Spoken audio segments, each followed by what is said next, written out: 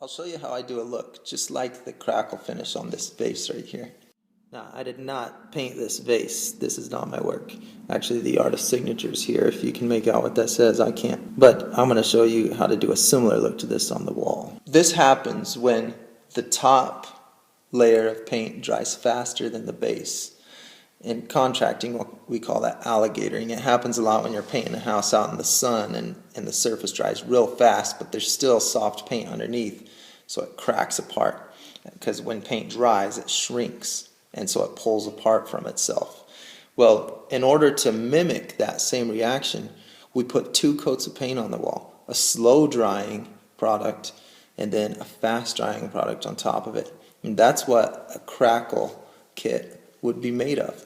So, for example, I went to Sherwin-Williams this morning, and I like the guys over there at my local Sherwin-Williams.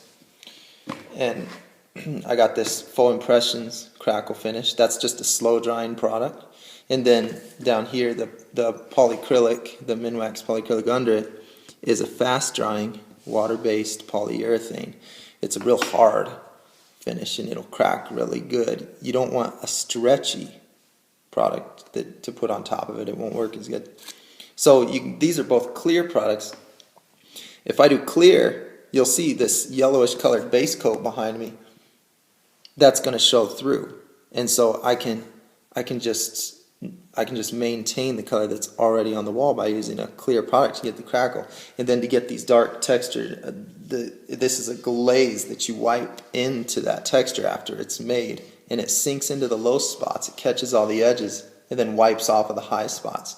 That's how this look was made, was by wiping a glaze over the surface after the crackle has been achieved. So I'll show you. I'll go to the wall and I'll start putting, I already put the base on, the crackle finish. The next step after it's tacked up for a couple hours will be that fast drying water-based polyurethane.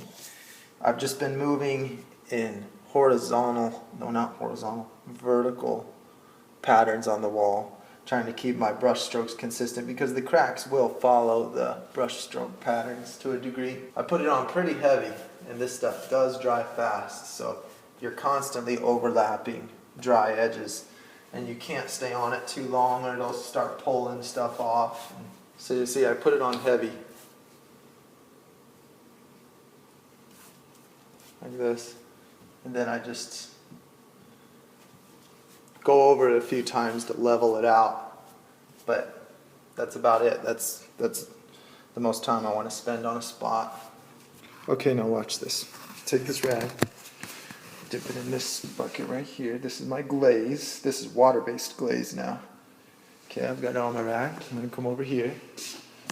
Watch what happens when I wipe it in here.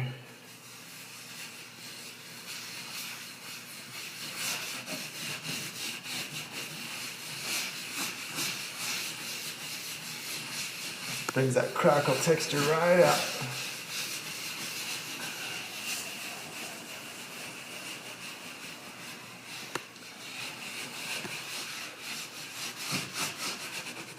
Then the more I come back over it, I can keep coming back with a wet rag and wiping it off the surface, but it'll stay in those cracks, and I'll get a more dramatic look like this. You can see where I've worked it, and you can see it a lot more.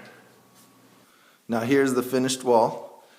I'm going to tell you a few things that I found along the way, and that is, I came back and I added extra crackle effect to areas that didn't have as much of it, like right here, what I'm pointing the camera at. I was able to do a second pass at it all the way from step 1 over again.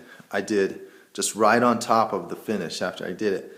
I just went back to the crackle base coat and then did the water-based polyurethane on top of that, and added a fresh coat of crackle and then put the glaze on top of that all over again, so that I blended it right in to what was already there. And it's already such a rugged looking finish that, lap lines and things like that just don't seem to have an effect on it. It just adds to it. So one thing I noticed is that when it's heavy enough, it does run right off the wall. Since the way the crackle is achieved is by not allowing the top coat to stick, well, you have to be careful how heavy you put it on then, because it just sags right down off the wall. And so be careful on the heaviness. I would recommend doing samples first, so you can really get a feel of the reaction that the paints are going to have, how much crackle you get for the environment, because a lot of things contribute to how much it crackles, like the dry time, which depends on the temperature and dryness of your environment, and then also the thickness that you put the top coat on, or how soon you put it on after you put that crackle coat on. So a lot of factors in there that'll affect it.